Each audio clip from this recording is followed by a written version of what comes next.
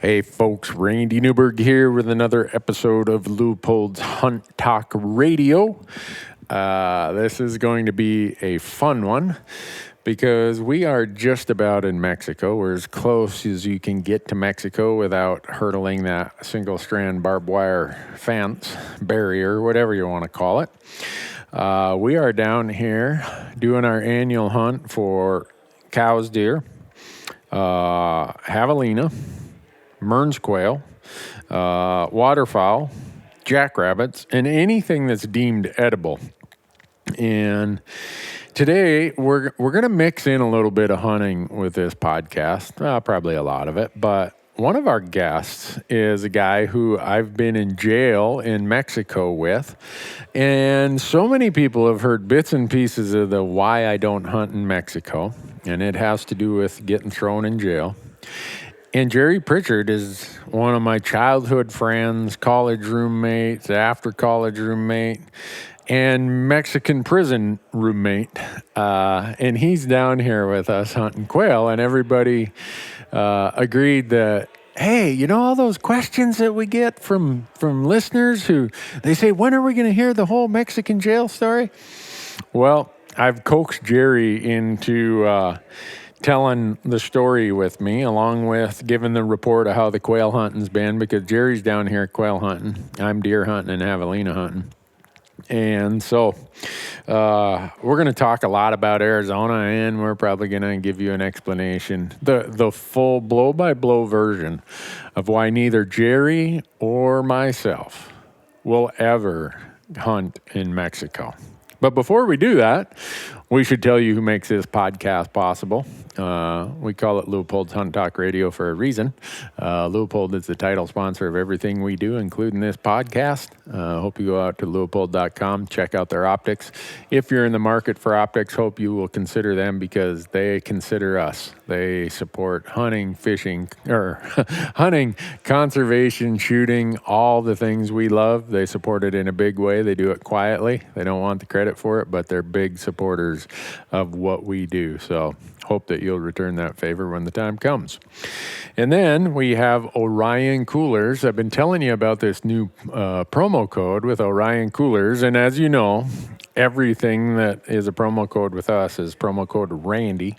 So if you go to orioncoolers.com, not only can you buy the best cooler I know of, but here's the promo code. For all of 2019, you get 20% off. Yeah, buy a cooler just for using promo code Randy. They're going to give you 20% off. How cool is that, huh? So go out there. OrionCoolers.com, promo code Randy, save 20%. And then we have Onyx Maps, who, even down here in Arizona where there's tons of public land, having those aerial views on our smartphones is unbelievably valuable in what we're doing. And those of us who use it and talk about it, I know some people say, Randy, you should talk about that Onyx a lot. Yep, I do, because it's that important to what we do, especially when we're hunting units that have some private-public challenges, should I say. That's how we draw so many tags, is we apply in those units that require us to use our Onyx system. And it is just one of those, how did we hunt without it kind of things. So go to onyxmaps.com, use promo code Randy, and save 20%. There you have it, huh? I mean, this promo code thing is, I hope, makes it worth your time to listen to all this stuff. And the last partner we have in the Hunt Talk podcast is Go Hunt. And you heard our last podcast was what I call a bonus episode about how you can hunt elk every year. We're going to get into more and more of these special episodes, I call them, episodes that are maybe in between our regular release sequence. Go Hunt, they have this service called the Insider. And this time of year, everyone says, Randy, you're like a walking billboard for the Go Hunt Insider. Yes, I am, because that is the most valuable tool to have right at my fingertips. Saves me hours and hours and hours of time while I'm applying and researching all these units, applying for tags, managing my points, making sure we get the best return on our points, best return on all this money that we spend on tags and licenses. So go to gohunt.com, sign up for the Insider, use promo code Randy, and you're going to get $50 of free credit in their gear shop. And it doesn't stop there. Now, in their gear shop, if you use promo code Randy, you're going to save 10% on everything other than optics. I mean, let's face it, we all know optics have super thin margins. They can't sell optics and lose money on them. So go to gohunt.com, sign up for the Insider, use promo code Randy, and get $50 of free store credit in their gear shop. And then, no matter who you are, go and buy out at their gear shop. The best backpack, backcountry, serious Western hunter gear shop I know of. And when you use promo code Randy, you're going to save 10% when you check out. So when you check out of the gear shop, use promo code Randy. Everything other than optics, you're going to save 10%. And with that, I'm going to click the button, and you're going to hear some funny stories. I can assure you. This one, yeah, I always like to mix hunting and humor and hunting and other parts of real life. Hopefully, when you hear this one, you'll say, yeah, that was a little bit of everything. So here we go. All right, folks, I told you that we are down here very close to, what's the province across the border here? Sonora. Sonora? Yep. All right, we're down doing our Sonoran smorgasbord or safari, whatever you want to call it. And with me on this podcast, I have regulars, Marcus Hockett, our chief #1 Coues Deer slayer. I don't know about that. Truth. You came down last month and you shot one. Only because Wade Zarlingo was there. You only shot it because Wade was there? No, or because he taught me how to Coues deer. Well, you had a good teacher. Yeah.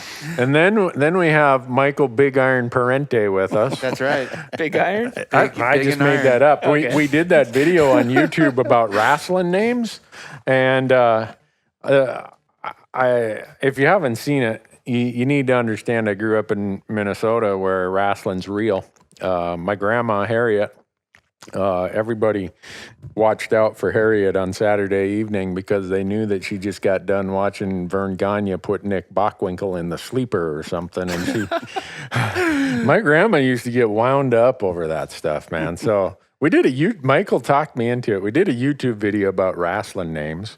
And also with us is Jerry Pritchard. Jerry, you've seen him on a bunch of our episodes. Jerry, how long have we known each other? Well, let's see, I'm 53, so that would be 53 years. Okay. Jerry and I grew up in Big Falls, Minnesota. If you ever get a chance and you're in northern Minnesota, drive from Bemidji to International Falls on Highway 71. And you're going to go through the smallest, well, Gimmel, Funkley, and Margie are a little smaller, and Mizpah are a little smaller in Big Falls. High Point's in the swamp, I Yeah, think. So. that's about it. So that's where Jerry and I grew up. And Jerry and I try to hunt together whenever we can. I've been on, you were on my very first elk hunt that we filmed. Wade, Wade, our buddy Wade was there too. Wade was there as well. Yeah. Let's see. You did a mule deer hunt in Nevada where you shot a really nice buck. Whitetail hunt in Montana. Yeah. And then you did an Antelope hunt in Arizona. hunt in Arizona. You did an elk hunt in Arizona. A failed elk hunt in Arizona, but yes. So you did a turkey hunt. You did a Jerry. I did a turkey our hunt with Randy. only My turkey only Randy, episode. Yep. Hey, we did a turkey episode last year. All right. Well, YouTube only, though. YouTube only, yeah. We're Okay. Turns out people don't watch that much turkey hunting. No, you could shoot the world's biggest turkey, and you could shoot him at 3,000 yards and shoot him in the left eye, and nobody would. I mean, or in my case, shoot one out of the air. And did you see that, Jerry? I haven't seen it, but he told me all pretty about it today. It is classic. If you've, I mean, for a guy like me who will ground pound grouse and shoot grouse out of a tree, to see somebody swing on a turkey in full flight and fold that thing like a paper napkin, man. I mean, when I saw that footage at the office, I had to go outside and catch my breath. I was laughing so hard. And Michael, people have been giving you grief about that. That's all right. Most of the comments were positive, though. Yeah, but the vast majority. There's always the purist who thinks he can't pass shoot turkeys. Michael's here to tell you otherwise, man. Sure can. Yeah. It works. How long was that shot? I don't know. What do you think, Marcus? Like 30 It was yards? a poke. It was, It was over. It was well, probably okay, so over 40. to give it context, it wasn't like I just I decided to shoot it out of the sky. It was, a follow-up shot. So You I had had to do hit it. the bird already. Yeah. Yeah, he gave him a sporting chance by dusting him when he was on the ground. Precisely. Yeah, and then when he took off, boy, that was bad news. Normally when you shoot something in the air, you might break a wing and it flutters down. You must have hit this thing right in the beak, right in the noggin. I don't know. It like powdered it. There was feathers. Just, boom. Yeah. It was great. If that thing wasn't dead when it hit the ground, the impact killed it. No doubt. For Not sure what a 747 looks like when it crashes, but that was probably about it. That's as close as you're going to get in the wildlife world. So, anyhow, Jerry was on a turkey hunt with us. Jerry's my mentor in the turkey hunting world, in the quail hunting world, all kinds of things. We were, let's see, we were roommates in Nevada. Yep. We worked together in Arizona because here's the problem. See, my family didn't have enough money to leave that little logging town in northern Minnesota when Jerry was about, I don't know, we were 14 or so. His parents pulled the stakes and moved to greener pastures out here in Arizona. Yep. But we still would spend a week together in the summer goofing off. Well, doing that's where you something. met Wade, was when you were down in college with your Uncle Jim. Yeah. Oh, yeah. So Jimmer, so that's the other thing in my family. No one has a real name. Everyone's got a nickname. Jim is Jimmer. Dave is Boogs. Larry is Red. I mean, so when we say Jimmer, it's my mom's youngest brother. And for those who wonder, Jimmer fits into some of the stories we're going to tell here. He's only a year older than me, and part of that is because my grandma Harriet had 9 kids and 5 miscarriages or something like that, and my mom she was 16 when she got pregnant with me, so I don't think I was planned. I don't know how you say that other than it's a good way for your uncle to be the same age as you are. So anyhow, that's why we had to interject Jimmer in here, because Jimmer was just, he was the catalyst, Jerry. You and I, we've always done this hunting stuff, had a lot of fun, but when Jimmer comes along, everything goes to a new level. Well, everything with Jim had to be fun, and he made it fun. Oh. with all aspects that he did. Yeah, Marcus, you got to meet Jimmer. I did, yeah. He hunted with us in New That Mexico was this a year. blast. Yeah. He's a fun guy. Yeah. And it sounded like he used to be, I don't know if fun's the right word. It sounded like he used to be a very interesting character back in the day. He's Fun- still fun pretty and interesting, interesting. but yeah, he was very, very interesting. For Jimmer and I to be roommates and then us work with Jerry, all 3 of us worked for Uncle Larry. And then after Jimmer and I got thrown out of college at ASU. So this is a little bit of a confessional podcast here. I transferred to Arizona State. I was on the dean's list in mechanical engineering, and within 2 years, I was on academic probation. I still remember going to that office to sign up for the next semester, and the lady says, "Mr. Newberg, it appears as though we're more concerned about your education than you are. We suggest you take some time off." Yeah. Michael's over there like, I didn't know this. You didn't know that story, Michael? No. Oh, yeah. I don't think I know a lot of these stories that are going to be told tonight. Oh, yeah. So Jerry had moved off to California by that time. But we really hunted a lot of quail and dove. That was part of the problem. So my Arizona trying to further my education, Jerry got me addicted to quail and dove hunting. And the only rig we had to go into the woods was my 63 Chevy Bel Air 4-door. I was about to say, I'm pretty sure it was like an interesting vehicle. I remember like in all these stories that you had some car that... Well, as Wade would attest, it was known as the Batmobile in Williams. But we drank enough aluminum cans to be able to pay for enough gas to go quail hunting in a week. Yeah. We helped launch the career of the Silver Bullet. bullet. The silver bullet was an obscure thing you found in the back of the Circle K until we showed up. I went over one time to Randy and Jimmer's apartment, and their furniture consisted of a couple of cement blocks and an old couch and a pile of beer cans in the middle of the floor. We were sitting around one day, what are we going to do? There happened to be a recycle place right next to Larry's. Yep. We decided to crush cans, and sure enough, we could go quail hunting, and the rest is history. Yeah.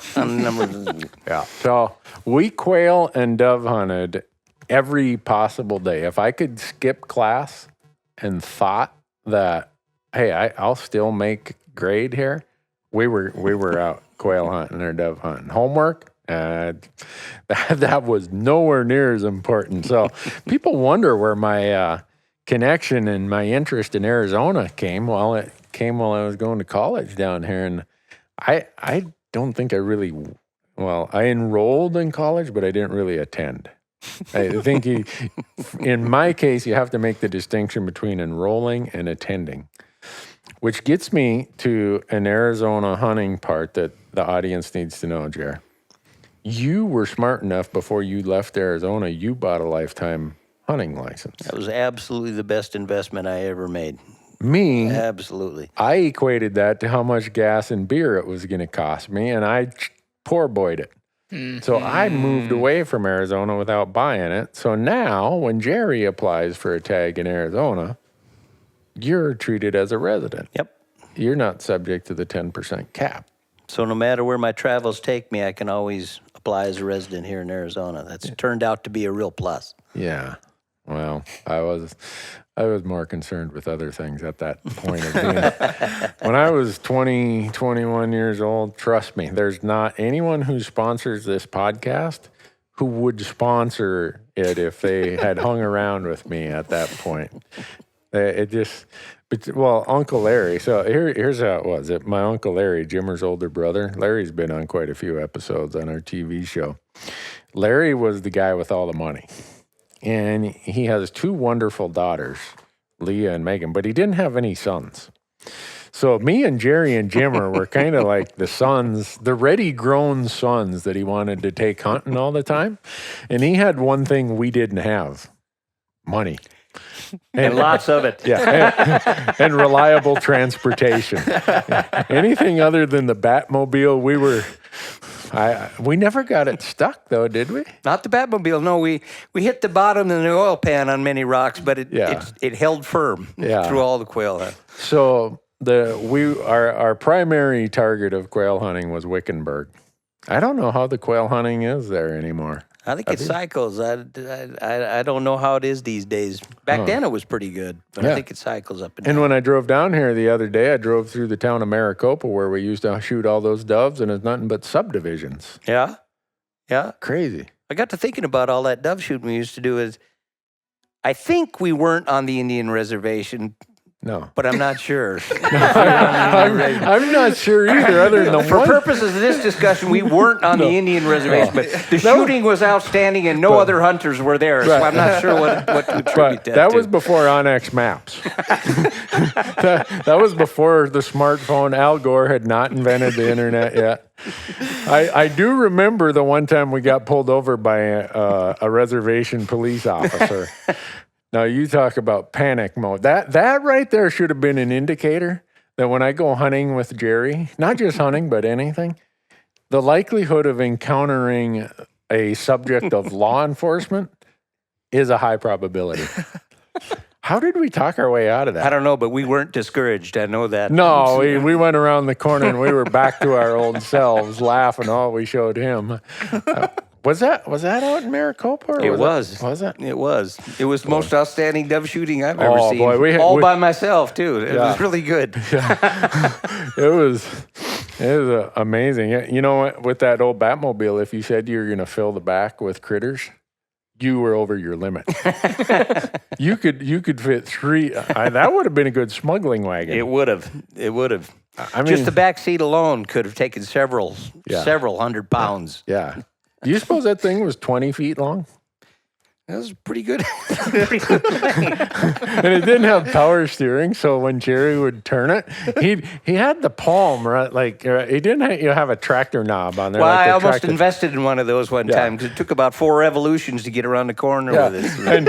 And when you saw the corner coming, you could see Jerry over there kind of getting ready and going left, right. And then when it came time, he'd take his palm on that steering wheel and give it 3 or 4 tight cranks, and whoom, you'd slingshot around there. You looked like Richard Petty coming into turn 3 at Daytona or something.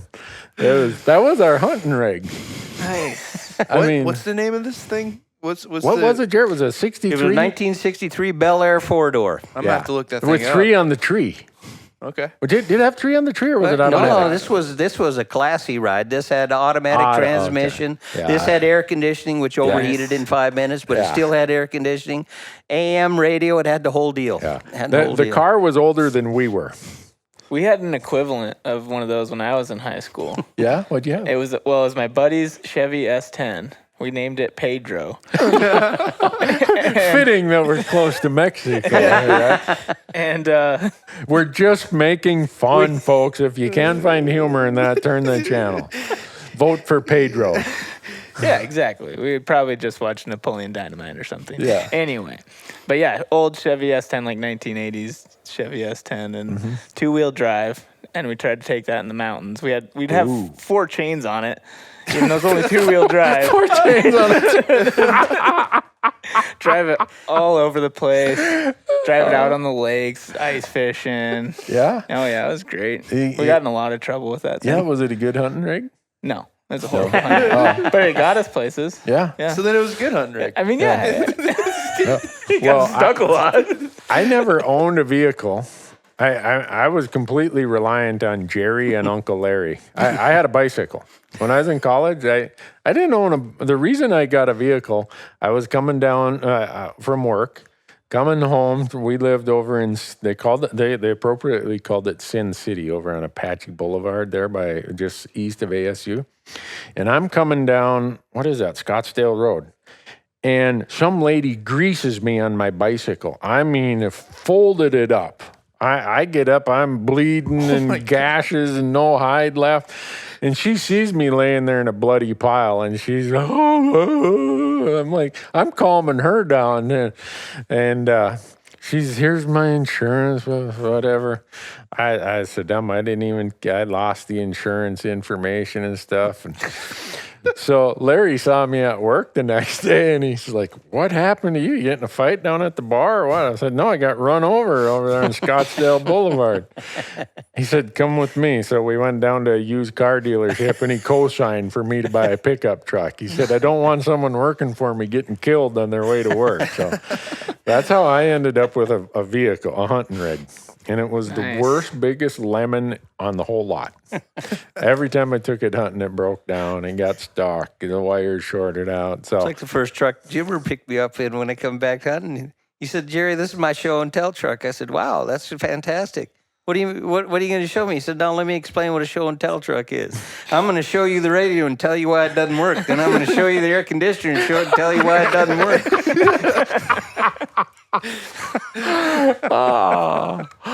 So the amount of hunting we did, none of us could qualify as students. I did not know you could physically hunt as much as we did at that point in time.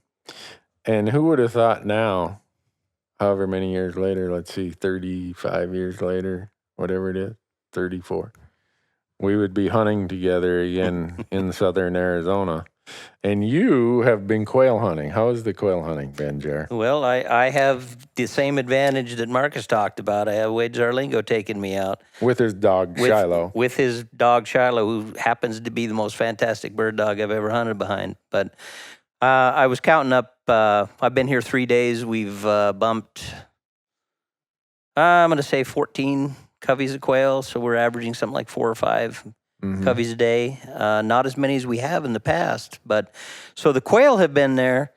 Unfortunately, the shooting hasn't been there on every one of these things. So we've done fairly well, but we've seen a lot of quail, and it's been fantastic. Yeah. Fantastic. Yeah. Well, Shiloh is a poodle pointer. She's a poodle pointer. Yep. Yeah, I'd never heard of a poodle pointer before. But that dog, I've had the pleasure of hunting behind her a couple times, or in front. Behind her, not in front of her. Good way to get shot.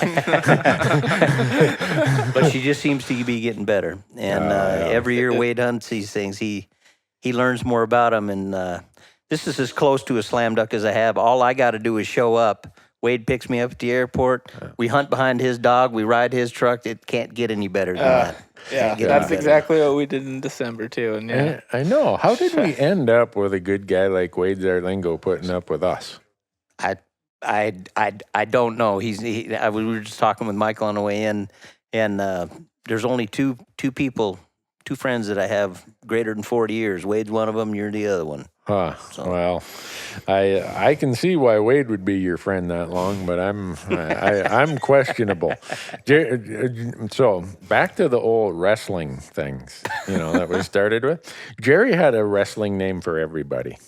As quick as you'd shake your hand and he'd say, "I'm Jerry Pritchard," he'd think about it for about 3 minutes and he'd say, "Hey, you're Marcus Scrap Iron. You're Scrap Iron Hockett." It just came to him naturally. Wait, so what's Randy said? I don't think we figured this out yet. No, so Jerry here's Jerry's other trait. And he'll spill the beans on me for a lot of things. Jerry, so in my younger day, all I did was lift weights. So I haven't lifted weights since I think 1985. But back in the day, I was kind of a muscle head or a knot head more than anything. Well, Jerry knew how to instigate. And it was my job to enforce whatever violations there were to Jerry's instigations. I used to love going to bars with Randy. The biggest guy that walks in the door always attracts the most attentions from the biggest a-holes in the place, right? So I just had to sit down and watch it all happen, and I'd pick the right guy out, and the rest was history. Yeah, Jerry'd be like, "Randy, that guy's giving you the bad eye over there." Like, I don't care. "Well, you ain't going to put up with that, are you?" "Well, I guess not." So I'd go over there, "Hey, my buddy Jerry said you're bad-eyeing me." Oh, yeah? Yeah.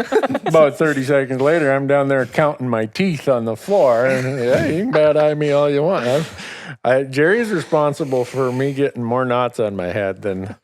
But that was just part of how you grew up in a little logging town because, one, it was a logging town. Two, you thought wrestling was real. So, and I have to lend credibility to your story because Grandpa Hagen watched the same show every Saturday night. So when wrestling came on, the kids sat down. There was no playing in the house. Yeah, you shut up. Because if you spoke up when Wahoo McDaniel got superstar Billy Graham in the headlock, you were in trouble. That was when you just be quiet. And then when it was all done, then you were allowed to talk because it was time to carry on with life again. But no, all that hunting that we did, Jerry would always have some wrestling expression.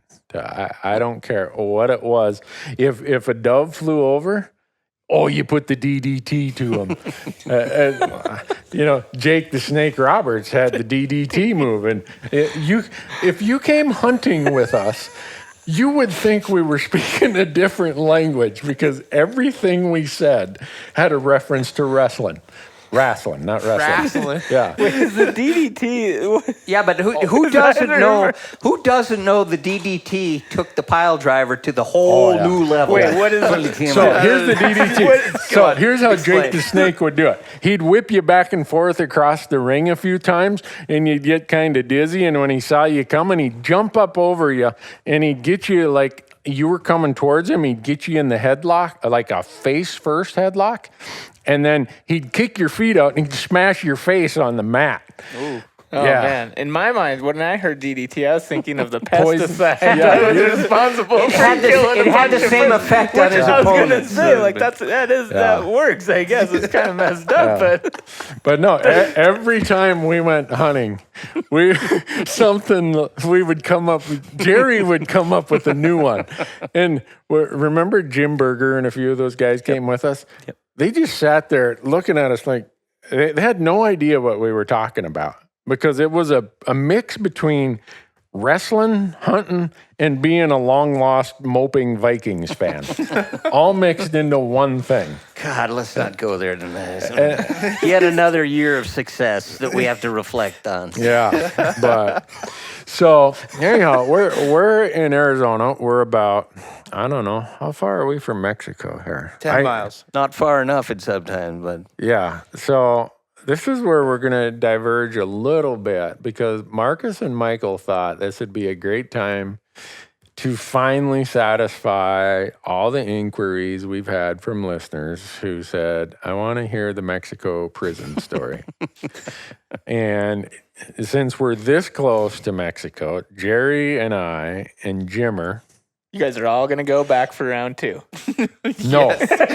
Oh, So- I thought that's where this was going. So last year I'm at the Wild Sheep Foundation and they have a drawing, a raffle, where you can win a hunt to Mexico, a desert sheep hunt.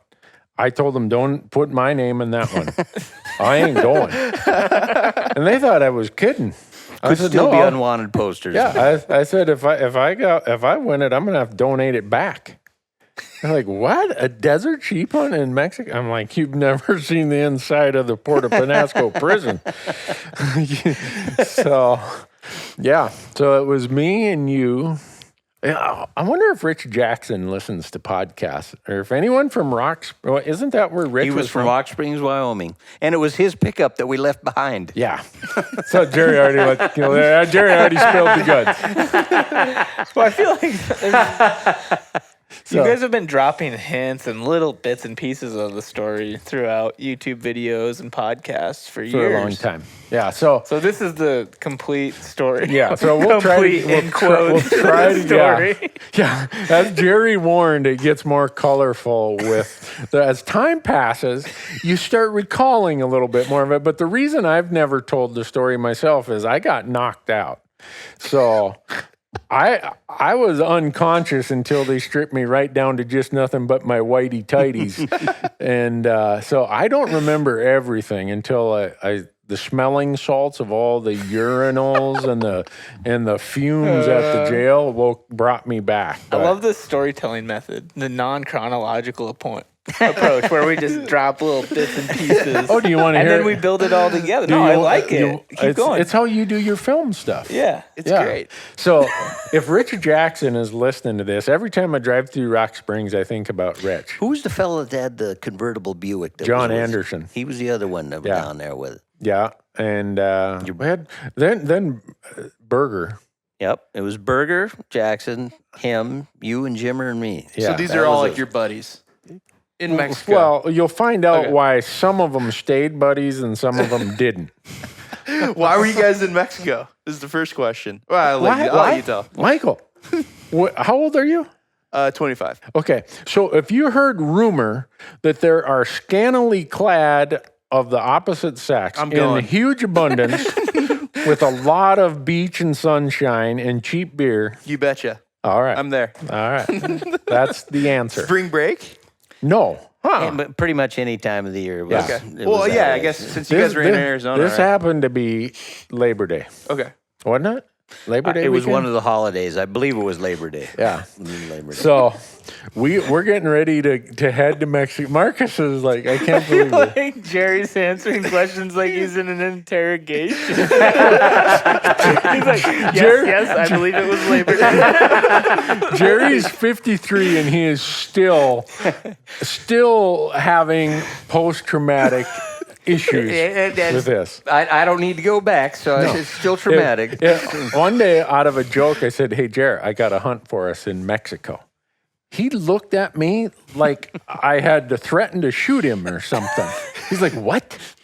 Mexico? What kind of stupid idea you got that? He wasn't buying it, So Jerry had been to Mexico before With Larry. Right, which the reason you went with Larry is he had enough money to get you out of jail if you got in jail.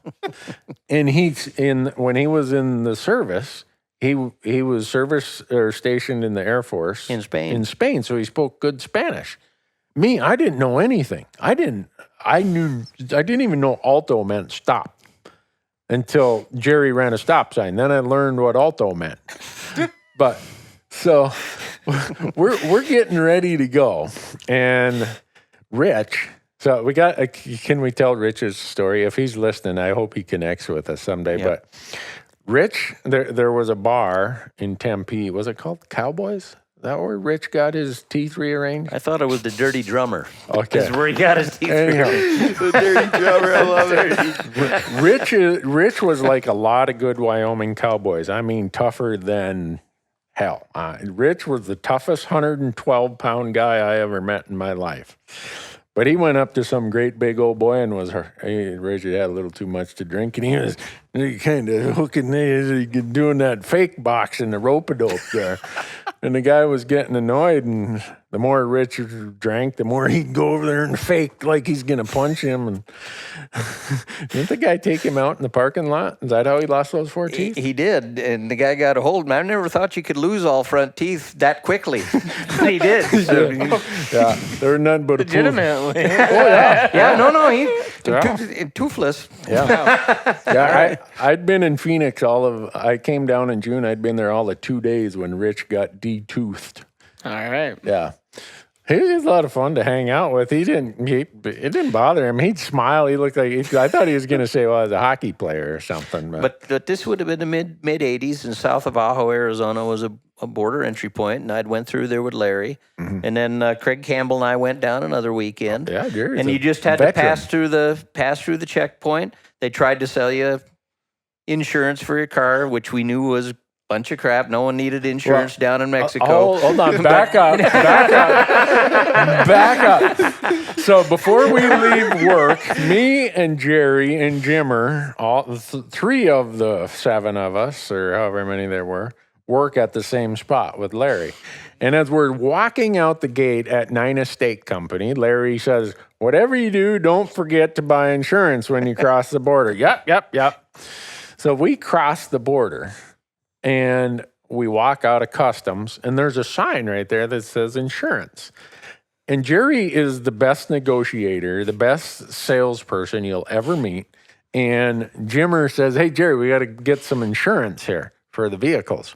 Jerry's like, no, only rich people like Larry can have that insurance. And we protested, and Jerry, in the consummate salesperson, understanding the need of the person he's talking to, tells Jimmer, that's like 3 cases of beer.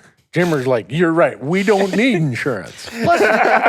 Plus experienced souls like us that had been there. I guess I'm the only one that had been there. Yeah. Experienced souls like us that had been there now many times. You don't need that kind of crap when you go to a foreign money. Country. You don't need insurance or anything like that. So we by the time we left Phoenix, right at like close of work, we got rolled out of town about 7:00 on a Friday night. And how far is it? 90 miles or so. 90 miles? 90 to 100 miles down there. Jimmer measures everything by how many beers he can drink.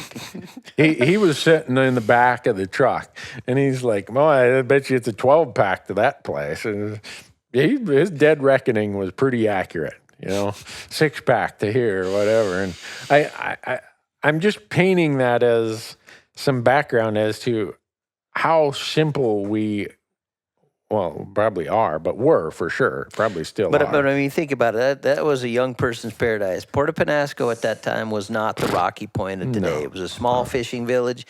You could drive down there. You could buy 2 cases of Tecate for literally nothing. You could go down to the docks when the shrimp came in. You could get fresh shrimp. You could barbecue them on the beach. Nobody cared at all what you did down there. So it was perfect situation for us. Yeah, so we get to the beach. So we're driving John Anderson's his parents told him under no circumstance are you taking that car to Mexico. Somehow we bribed him or something because we needed a second vehicle. So we had Rich Jackson's Toyota, brand new Toyota 4x4. He just got it for a graduation present or something like that. Yep. So a bunch of us were in that. All the beer was in that. And then we, a bunch of us were in John Anderson's 1969 convertible Pontiac something or other, Super Sport. I can't remember. It was a cool looking car. So we go flying down there, and that's what we have. That's our caravan. And we make it to the beach late that night. And the group consumed a lot of alcohol that night. I happened to fall asleep first, which meant I woke up first. Yeah. And the group voted. I was the only one sober enough to drive because we needed to go down. There was a community shower that we wanted to go down to. So I got voted in as the only one sober enough to drive, based upon I didn't drink as much and I was able to wake up earlier. Therefore, I was the designated driver on this. Yeah. So we all piled into Rich Jackson's pickup, 6 in the back. So in other words, 4 in the back and 3 in the front, I guess, as I'm thinking about this. And we headed on into Port of Penasco. But before we get there, Jim, you got to understand, Jimmer just showed up from Haines, Alaska, a place that sees 3 minutes of sunlight a year. and Jimmer, I forgot about that. If you've seen clams opened up, that looks tan compared to what Jimmer was. And the temperature in Haines never gets above 65, so nobody ever wears shorts. Jimmer fell asleep the night before, somewhere out on in the stark bright sand, and he was wearing nothing but shorts. And here comes the beautiful late August, early September Mexican sun, and all of a sudden Jimmer wakes up like he's on fire. And if the human body was not 70-some% water, I believe he would have been on fire. Yeah, the only guy I ever seen that sunburned to sunburn. Yeah. He is so sunburned, he's got blisters everywhere. And he's screaming profusely. I mean, it looks really, really bad. I've never seen. When we got back to Phoenix, I had to take him to the ER. And when I took him there, the doctor made me sign a form vouching it wasn't chemical burns from an industrial accident. Oh my gosh. It was, I've never seen anything that bad in my life. And it happened in 6 or 7 hours? I was going to say, he had fun for the first 4 hours he was there. It was just after that, it was downhill. So. Yeah, and so, Jim, we have borderline ambulatory case in Jimmer, but we got him back to life with enough alcohol that it kind of passed everything on. And then here's the other mistake we made. We put Jerry and somebody else in charge of food, and we put Jimmer in charge of beer for the trip down there. We had more beer than we could drink.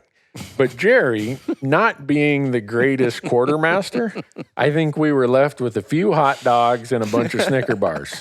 That was what we were to eat on this trip. Well, we were going to get fresh shrimp. That was the plan. Right, that was the plan. That was the plan. All right, so that's how we ended up heading on from the beach. How far was it from the beach to town? That was a few miles because we headed on down Man Drag to do that. Pickup load of Caucasian Americans. Soon to be challenged by a pickup load of Mexican nationals that looked a lot like we did. They had 4 in the back of the pickup and 3 in the front, and we had 4 in the back of the pickup and 3 in front. Yeah. And they were exchanging pleasantries between each other going down the Main Drag. Yeah, and now it's dark. We've lounged so people can understand. It's pitch black, other than a few streetlights, right? Yeah, and we're not going to, we don't care that we're in Mexico. We're not taking a bunch of crap from the locals, you know. We're here to go get some shrimp and have a good time. Violence was close when Jerry made the command decision to hang a left off the Main Drag and go down a hill and avoid a confrontation with the Mexican nationals. So we hung a left, went down the hill. I'm looking in the rear view mirror, and I said, man, Jerry, that was one of your better moves right there. We avoided trouble here. Went through the first intersection, and kerpow, we got T-boned. Oh, my God. A lumber truck. And we didn't really get T-boned. Well, it hit the pickup enough to throw you guys out. It didn't roll the pickup. Right. But That sounds like a T-bone. Well, no, what happened is, and this is a autopsy looking at it in the impoundment lot at the sheriff's office, is he came from the left. Jerry was driving, and he hit the bumper and spun us around really fast. And Rich and I were sitting on the wheel well, and we went out on our heads. Oh my God. I don't even. So whatever happens from here until the federales come to get Jerry is I don't remember. What appeared much. to be a dark neighborhood all of a sudden was filled with local people. Hundreds. Yelling, and they're talking, and up come the Gestapo, and the local sheriff comes up there, and they're talking about something, and one of the guys peeled back some bushes and said, "Alto, alto," and I had run a stop sign when I went through there. Well, it flipped our cooler of beer out, but it didn't open the cooler of beer out. Right. And cops come over, and everybody, I don't know what he said or what they said, but everybody simultaneously pointed at me. Yeah. It was. I was awake by that time, so I woke up to my Uncle Jimmer standing over the top of me, screaming and swinging his fists at everybody, and all I'm left with is a pair of shorts.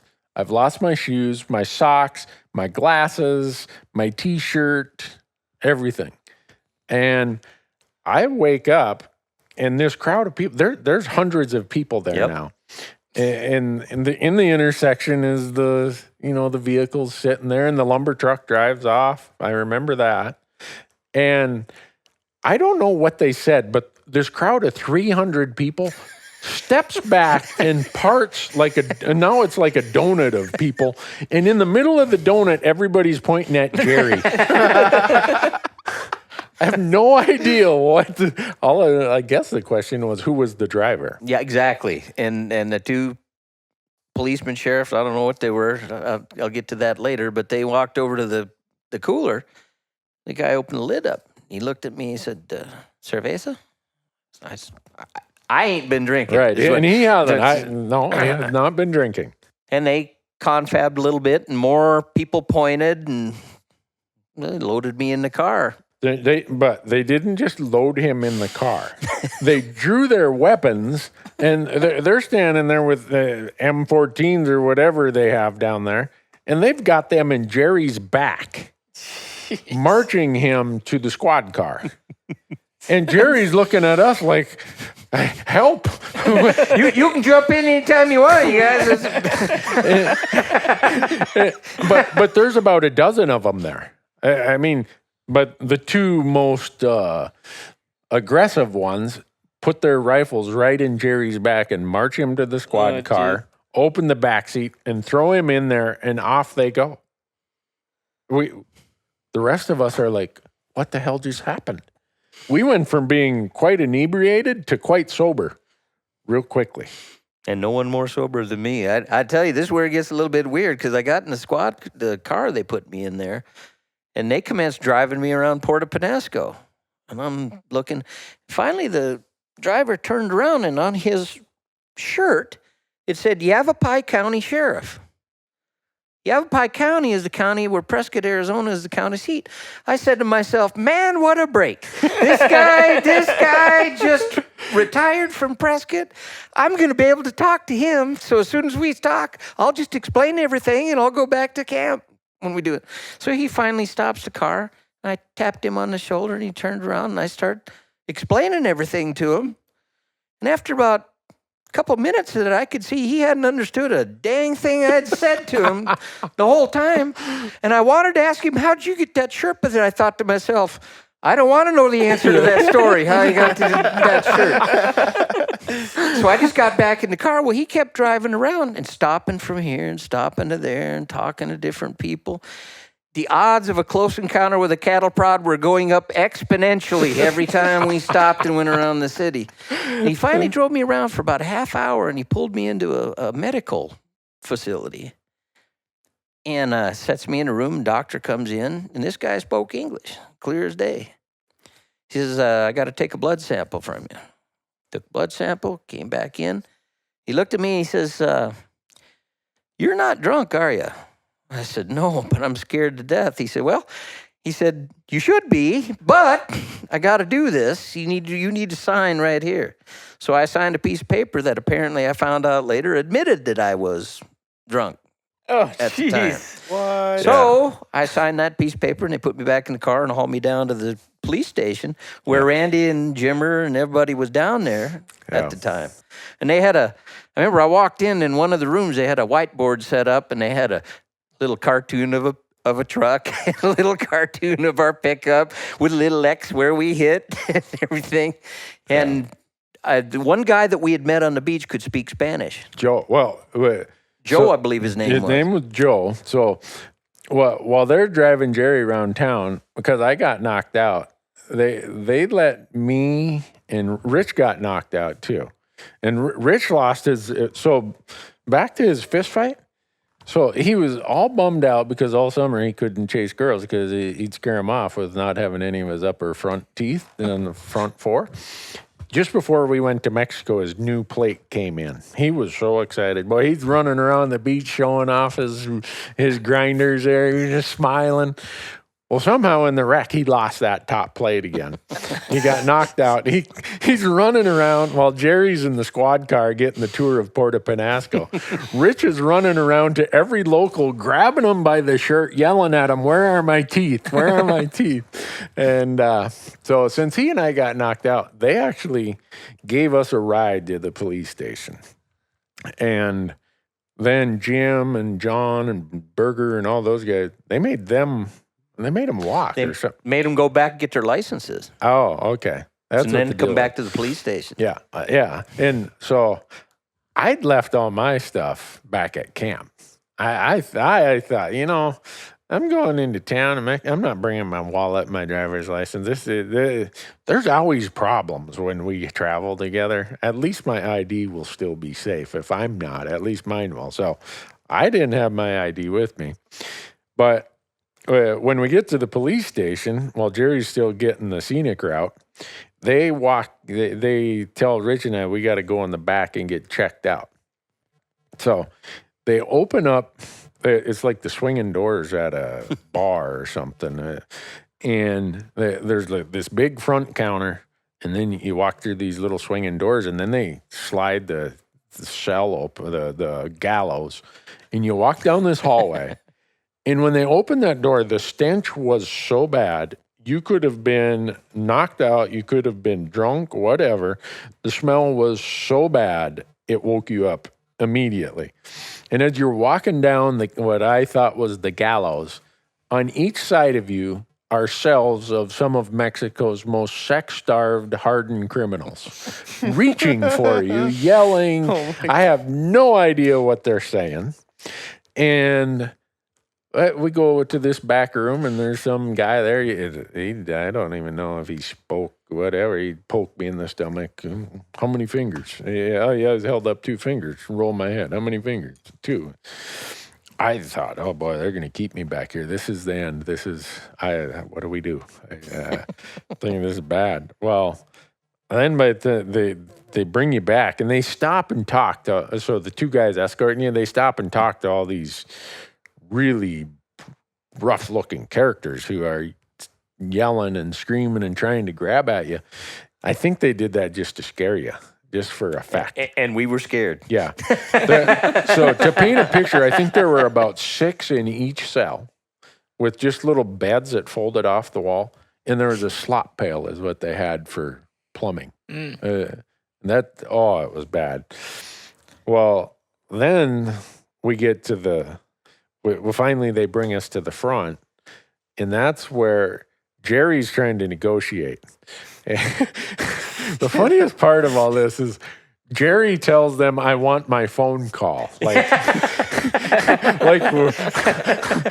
if you're old like we are and you watch the streets of San Francisco or Hawaii 5-0, whenever they would bring someone in, it's give him his phone call. Well, Jerry asked for his phone call, and the whole place erupts in laughter. You hear this chatter in Spanish. He wants a phone call. That's when I first realized the rules are different down there than they are up here. Yeah, but this Joe, who we'd met, he was still back at the beach, and we couldn't speak any Spanish. Jerry was our best linguist, and he was trying his best, but we weren't making any progress. So we asked them. Rich ran to the beach. That is a long trot. It was long ways. And now it's like 2 a.m. Rich shakes this guy out of his tent. Hey, we need your help. We're in a bad way. And so he and Joe come back to the police station, and Joe negotiates for us. Yep. And well, he got in the middle of it, and the owner of the truck that rammed us, they did a bunch of jawing there, and he finally said $1,500, and he'll call it even. I said, shit, we ain't even seen $1,500 in our lifetime amongst the 6 of us. I said, but I know somebody who does. Let's talk about that phone call again, and I can make this happen. And they commenced laughing again on the phone call. yeah. They jawed a little bit more, and they took me back to one of those areas. Yeah. Next thing I know, they're bringing me forward, and they told us we had to leave the pickup there. Yep.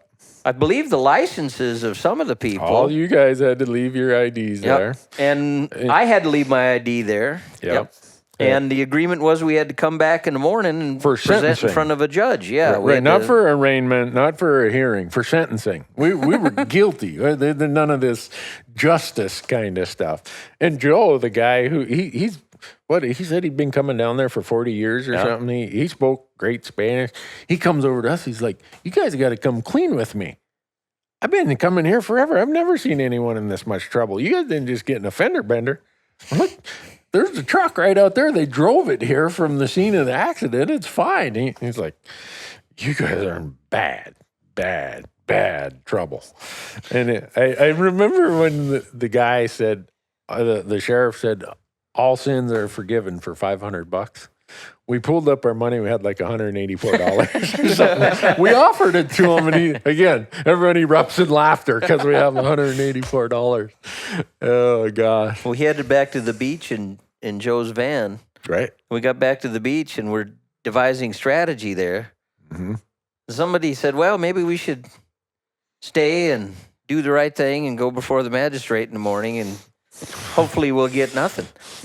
I said, it's only 100 miles for me, and I'm willing to do it to get back across that border. So we all piled in Joe's van and headed for the border to do that.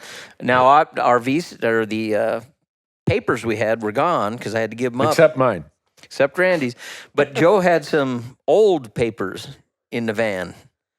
And I'm looking at him, and he said, I think you can pass for this. Don't worry about it. Just show them the papers. They'll never read it.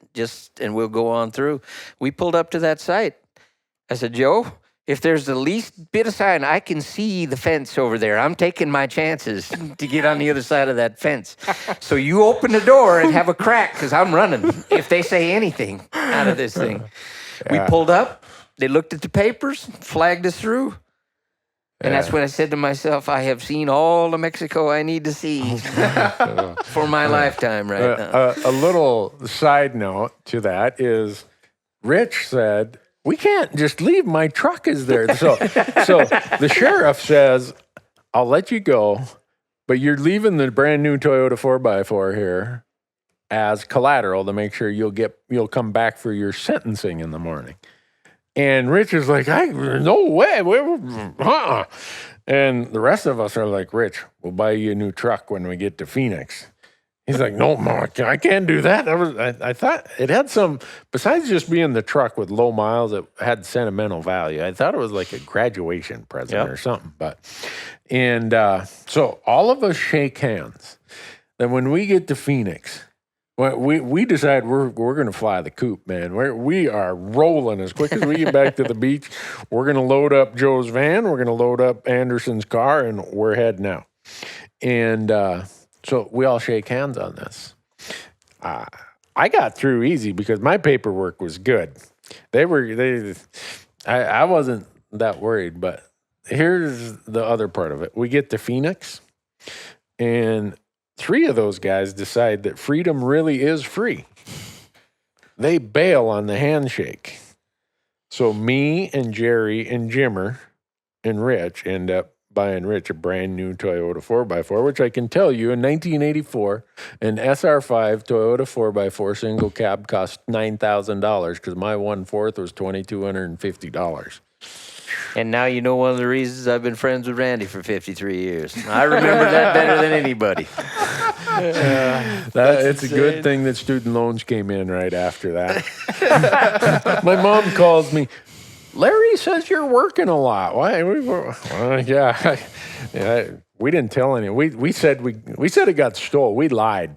We were so embarrassed to say that we didn't buy insurance, because the whole gist of the insurance thing was, we later found out if we would have bought that insurance down there, it would have covered everything, and none of this would have happened.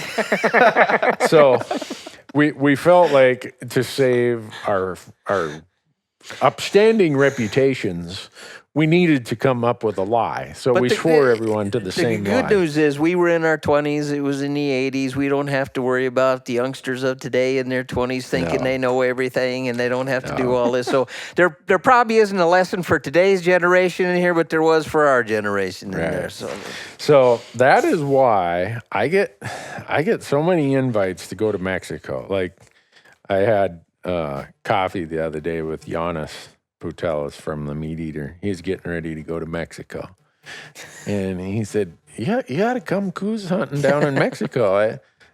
I'm like, Giannis, without going into all the details, you don't have enough love or money to get me to Mexico. In fact, when we start getting close to that fence down there when we're hunting, I'm still looking over my shoulder, man. I'm like, But on a serious note, it's those times you realize the rules are different in other countries, and you learn it the hard way. We take for granted all the things we have available to us in terms of rights and all of those kinds of things. Yeah, you learn the hard way. That don't work that way in every country. No, 2:00 in the morning on a Saturday night in the jail at Puerto Penasco, you quickly realize what the U.S. Constitution is all about. You become a devout constitutionalist. You become a believer at that point in time. Yes. So. Yeah. You wonder how it could have turned out differently if you guys had returned for your sentencing. We wouldn't. I can assure you, we wouldn't be here talking. You'd hear stories of cattle cars being loaded up with Americans taken to Hermosillo. That's what I would have envisioned something like that for us. When they drove around town with him, we thought they shot him and dumped him out in the desert. Because he'd been gone for so long. I truly thought that's something bad was going to happen there. Yeah. Our worst conspiracy among us was, he's dead. We'll never see him again. And then when we showed up at the jail, or I can't remember if you showed up first or you showed up after us. I think I showed up after you. When we saw you, it was the biggest relief, because we were convinced he was dead. That they just loaded him in the car and they're going to take him out in the desert, shoot him, and leave him for the buzzards. That's what they do with young gringos. So I'm going to leave Mexico to everybody else. Yeah. From here on out. Yeah. So if you're not selling it very. No. It could never happen again. I mean, that was a once in a lifetime thing. So it could never happen again. Yeah. Well, that has nothing to do with hunting, but it has a lot to do with hunting, because the way you pick your hunting partners, getting thrown in jail in Mexico is a really good way to pick your hunting partners. I still hunt with Jerry. I still hunt with Jimmer. If I could find Rich Jackson, I'd take him hunting. But those other three guys who bailed on us, they were roommates with us. We'd run them out. Like, you better get your address changed, pal, because your stuff's out on the street corner. It just was. It was a good filter mechanism to decide who I wanted to hunt with the rest of my life. At times like that, you find out. Yeah. So, but we're on the fun side of the border here, having a blast today. I got within 41 yards of a Coues Deer buck with my bow and arrow. Heck yeah. I know. Tomorrow I'm going to get even closer. Tomorrow I'm going to get to pet one, because I'm going to shoot him. Because it's going to be dead. Yeah. Yeah. Yeah. All right. Yeah. And Michael, he's down here. You don't have a tag of any sort. I don't. I do not. Why didn't you come with Marcus in December? I don't know. Because I was with you, right? Oh, that's right. We were in Colorado. We're in Colorado. Mm. Filming archery mule deer and doing a wrestling video. Yeah, that's right. Figuring out our wrestling names. Yeah. So how was Coues Deer hunting rifle? It was awesome. Yeah? Yeah. We just had some chili from Wade's Deer. From Wade's Deer, yeah. And I think we're going to try to cook up a back hind quarter tomorrow of my deer, which should be pretty good, hopefully. I hope so. If it's anywhere near that chili that Jonathan Odell just made, that was top notch. He is quite the cook. That was something. something. That's very impressive. We had Hank Shaw with us down here last year, but I'm here to tell you, Hank, either you've really been teaching Jonathan really good or he's just a natural born dude. That he had that whip together. What was that bread? What do you call that? Something bread started with an S. Some kind of corn. Oh, no, it was really good. It was a Mexican really style of cornbread Slip with bread or something? Or? something like that. Yeah. Yeah, no, but December, the rifle hunting was real fun. It's nice being able to use a rifle when you don't have to get 40 yards. You can actually shoot them. I know. Actually, it's a lot easier to get to 400 yards than it is to 40. I can tell you that much. It's a huge difference. For sure. But the cool part is, since we all apply for elk, well, Jerry's got the lifetime license, so he doesn't even have to buy a license every year like we do. That's nice. But we apply for elk and antelope, and then we apply for deer and sheep. There's no reason that we shouldn't use these licenses to come and do the rest of the stuff. Yeah. Whether it's the over-the-counter deer like I'm doing, but you drew with 1 point. Yeah, I think we had 1 point, partied with Wade, but we didn't even need it, I don't think. I think it took, I think there was no leftovers, but it was, everybody, it was like basically a 0 to 1 point draw. Yeah. Yeah, and it you was shot crazy. a really nice Coues buck. Yeah, that was pure luck, but... No, Marcus, come on. That was all skill. Gee. It's all... Yeah, no. And then you shot... Who shot the Mexican mallards? You or Wade? Well, Wade for sure shot one, and maybe two, and then I maybe shot one. We both shot at the same time on the second one, so it was Wade probably shot two Mexicans. So that's playing on our YouTube channel right now. And the reason that I bring it up is everyone thinks that, you got to have 10 points and get one of the latest of late December season deer tags, Coues Deer tags. No. It was fun. I mean, we found deer every day. We were into deer. It was like all public land, like easy to get to. We weren't even that far from roads. Really? Like, I mean, we hiked off the roads, but like, it's not like we were going crazy, like backpacking in or anything. Yeah. It was just like a fun hunt. We were into deer. There's this, my buck was the first day that we hunted. I mean, we glassed like the night before. And the first day we hunted, saw that buck. I'm like, yeah, I'll shoot that. And then, I think Wade got his on the third day. And then you guys were ready for you. And how convenient you guys finished your deer hunting just in time for the opener of the Merms. It was quail very season. convenient. It was awesome. Yeah. And then you guys went and slooshed all those young of the year quail. Yeah. I think there were some mature birds in there. Sure I didn't do a whole lot of sluicing because I did a lot of flinging lead and not hitting anything.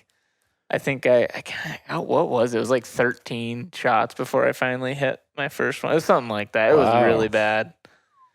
And then, speaking from experience, it could happen.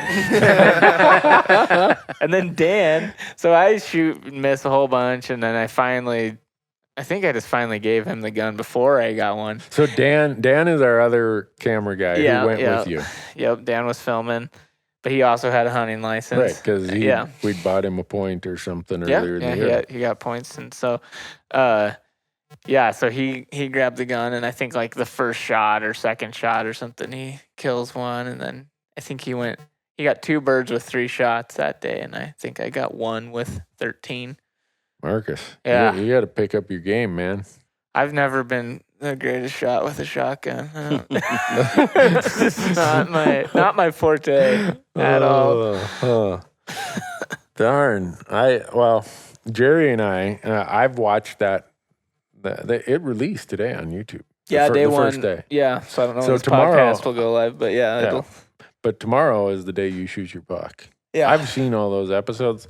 I told Jerry last night, I said, hey, we're coming down here rifle coos hunting. This sharp stick and a string stuff is a BS.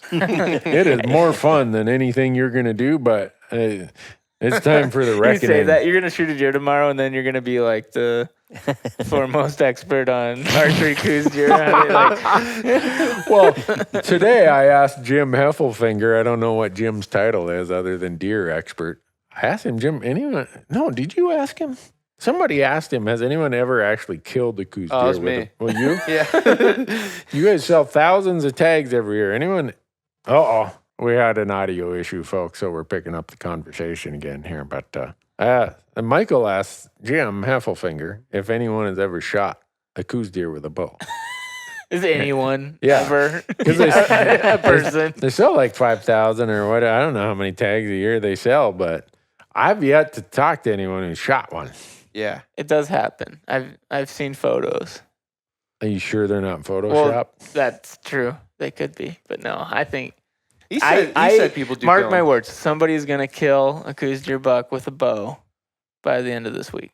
On this That's trip? in this house right now. Because let's see, in this house right now we have who all has Coues deer tags? Me, Brian Call from the Gritty Bowman, Ryan Lampers. Ryan Lampert. What's Ryan's podcast? Hunt Healthy. Hunt Health Harvest. Okay, I think. All right. David Brinker used to be at Sitka Gear. Sam Soholt, the public land school bus man. No, he doesn't have one. You didn't get a take? He's just here to What? hang out. Yeah. But yeah, he doesn't have one. But that's okay. Sam. He was like, "Oh, there's a lot of people." Well, to your point, he's like, "Yeah, there's a lot of people here that have tags, so I'm just gonna come take photos." No way. Yeah, we got to go tell him to get one. I'm sure he brought his bow. Yeah. What's up with that? And then we have, let's see, Casey and Brian from Hush have tags. Eric doesn't have a tag. Oh, he doesn't. Because he comes down here every December like you do and does the rifle one. So you're Oh. allowed one deer So per... he could potentially get one, but he doesn't want if Right. Because because then he couldn't go next December. he couldn't go in December.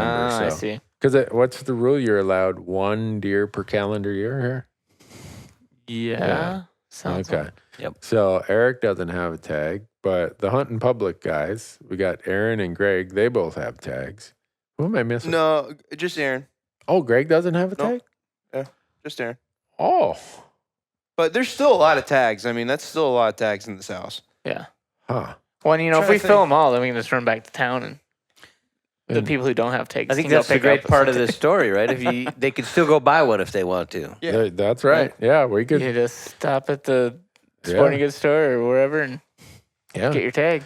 Go get one. I mean, there's nothing holding anyone back from getting one other than you need a license and you go to Walmart or the sporting goods store, wherever, and off you go. Yep.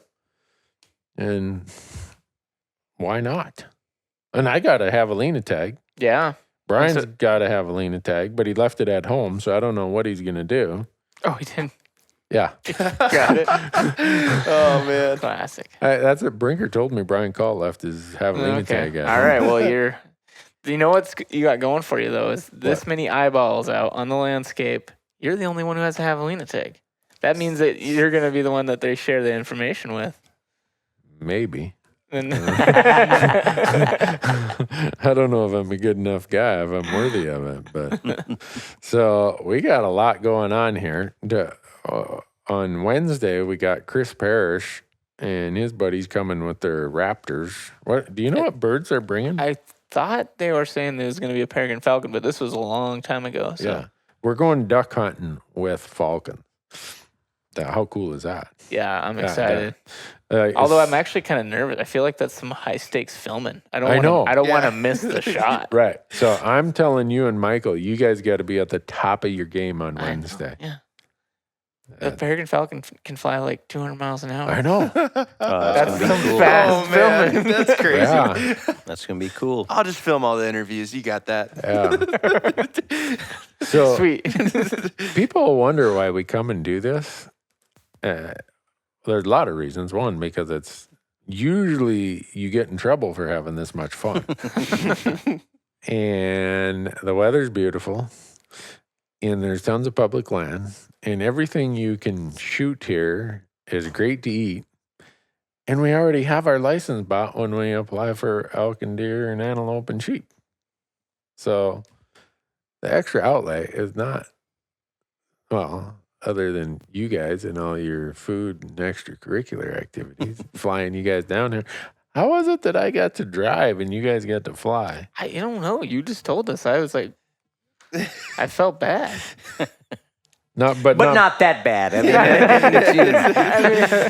yeah, I spent 2.5 days in the Nissan Titan driving through. As my one friend who lives in Salt Lake, he's a devout LDS guy. He calls it the Mormon 500. I was driving through. Every time I drive through there, I think about that. I'm like, Dean, you're crazy. But so I did that. Do you hear that, Jerry? yeah, I do. I do too. We got like some major bad power juju going on in this house or something here. Sorry, folks, but I'm in charge of the production equipment here, and I've obviously not done a very good job of it. So, yeah. That sounds great now. And we've got a whole house full of people. We rent this great big ranch house. They say it sleeps 16, but some people better be real friendly because some of the 16 are double beds. So, Michael, you're in a tent. Yep. Marcus, where are you? bagging it? Wherever's left tonight Okay. is where I'm gonna crash. And Jerry and Wade, they were smart. They went and got their own place. We're in the bunkhouse at the La Siesta. There you go. Yeah. So it doesn't cost much, and the food doesn't cost much. Why would somebody not come and do this? It's pretty fun. I know.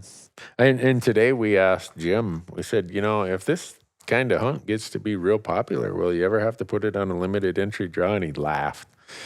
He said, with those kind of success rates, buck only, archery, no, we're not too worried about that. So Jim would be the biologist who would know that stuff. I think I'm going to do a podcast with him. Doesn't he seem like the walking encyclopedia of deer? Sure does. What's his book called? Deer of the Southwest.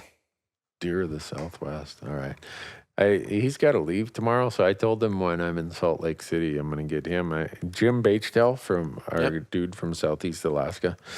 He sometimes goes to that event, so I'm thinking if I could have Jim and Jim. Yeah, that'd be a That good would one. be Jim Heffelfinger, Jim Just Bachtel. all deer, Yeah. all day. Yeah, I just have to shut up and take notes because I would have nothing to add to the discussion. But so, what else we got to cover here? I really feel bad we didn't get much hunting talk in. But what? We just started. Yeah. We've only been hunting Day for one. one day. Okay. But we're No, gonna a day have and some a hunting half. stories here in a couple days. I guarantee you. Yeah. There's Okay. already What's did you hear everybody show up tonight? That everyone already had a little bit. Everyone had a little encounter today, basically. Yeah. So what's Marcus Hockett's prediction? Prediction. Yeah. I think that there will be 2 deer that get shot, and I think that 1 coati will get shot, and I think several rabbits will be shot. How many quail have already been shot? Like 15? I don't know how many. Yep, It's quite a few. 15. Nice. 15. What do you suppose the duck tally will be before we're all done? 7. 7? Yep. Michael, what's your prediction? That was pretty good, Marcus. But I'm gonna go with Randy kills a buck on Thursday. Oh, you're getting right down to the day. I'm gonna Whoa. call And who's gonna like do it?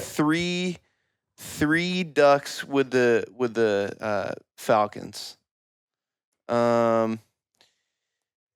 maybe two more deer total. So 3 deer total. Randy kills on Thursday. All right, Oh. we're getting down to the day. And I like then, I don't know about the quaddies. I bet you Brian kills another one. Right, because he brought his he's- 17-inch yeah. MR. So the gritty bowman isn't going to use his bow. Well, maybe he'll use his bow, but I'm sure he'll get another quaddie.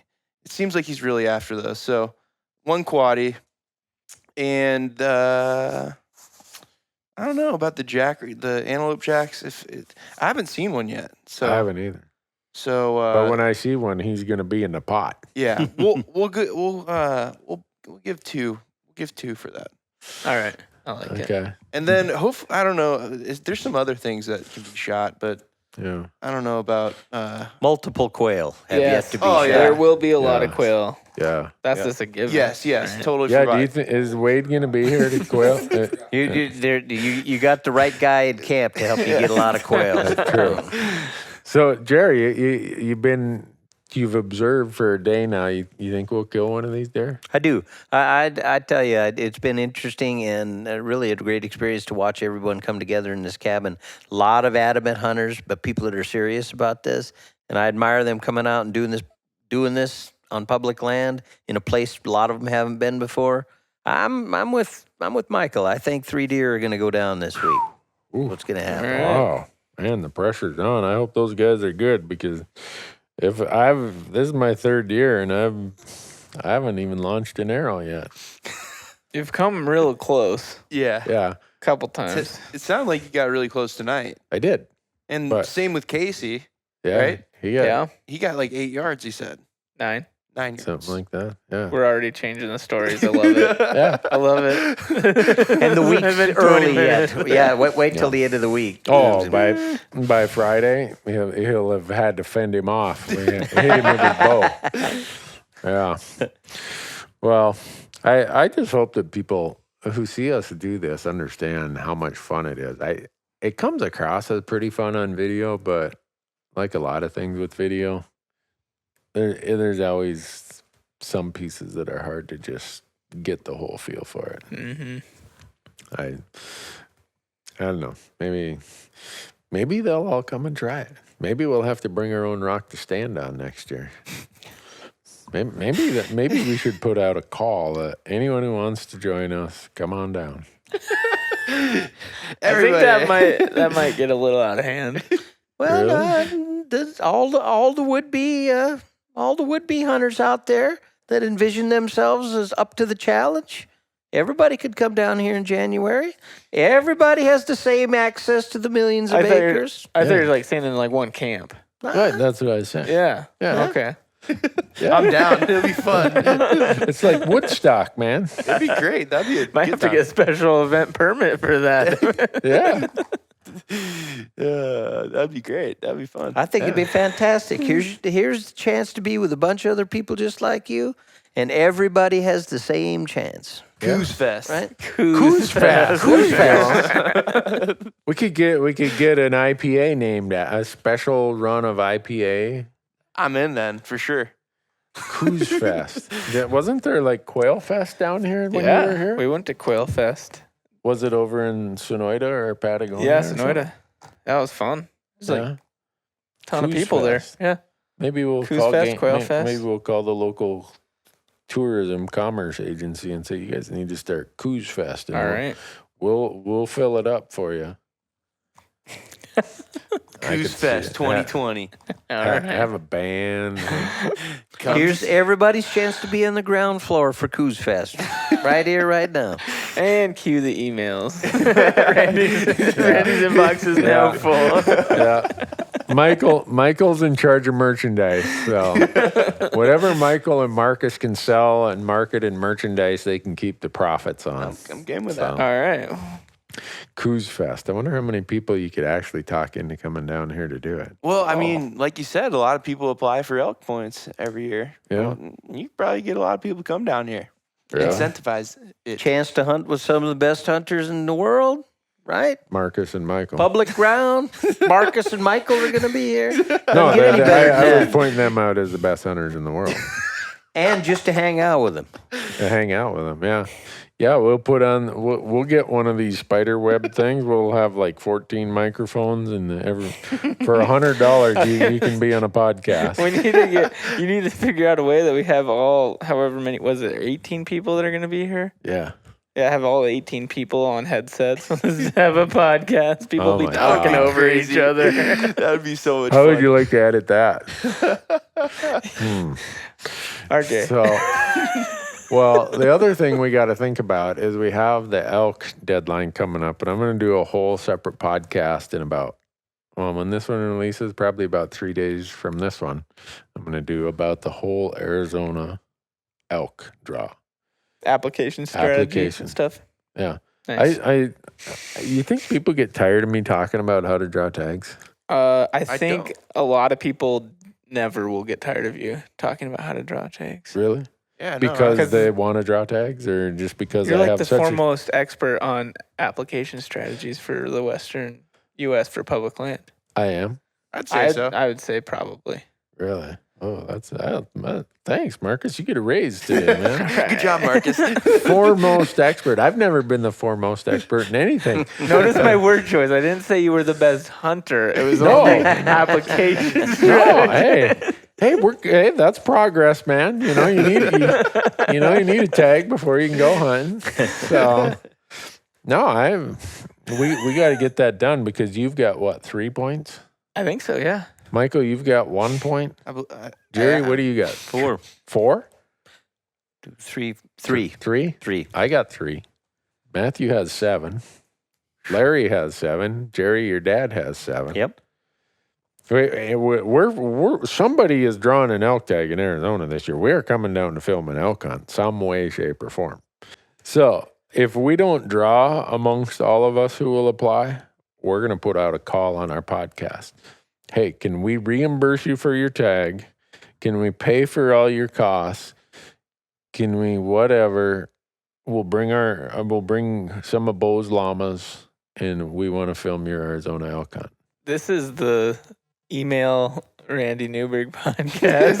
You want to fill your inbox to the maximum amount, don't you? No. I think you're gonna get. Don't you already get some of those? I get so many of those already, but I'm saying if none of us draw. All right. But if you look at the pool of people we apply for, somebody's gonna draw. Somebody's probably gonna draw. Someone's gonna draw. It's gonna be me. We all do. We apply for, with the exception of a few, are the late rifle hunts.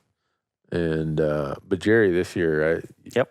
Since you don't have the 10% cap because you have that lifetime license. Another advantage of the lifetime license. Yeah, you're gonna do the early rifle hunt. Huh? Yep.